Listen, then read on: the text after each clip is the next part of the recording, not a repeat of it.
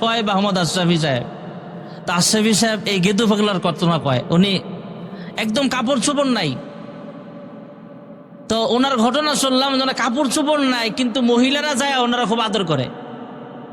নিজের স্বামীরা আদর করে না, স্বামীর লগে ঝগড়া, সাপ আর বীজের মতো ঝগড়া, ল্যাংড়া বাবার গিয়ে আদর করে, এমন আছে না নাই?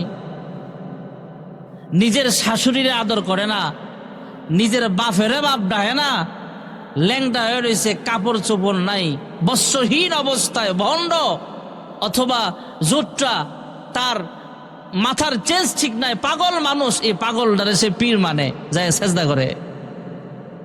নাউজুবিল্লাহ। আসতে গেলেন যে এই কপালটা ঠেকাবো কার পায়ে? একমাত্র আল্লাহর কুদরতি পায়ে ঠেকাবো, তাছাড়া সম্ভব নয়।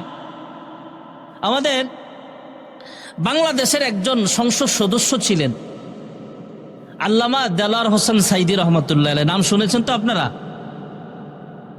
আওয়ামী লীগ বলেন, বিএনপি বলেন, জামাত বলেন, হেফাজত বলেন, যত রাজনৈতিক দল হোক বাংলাদেশে, ওনার বয়ান শোনে না এমন লোক কম আছে।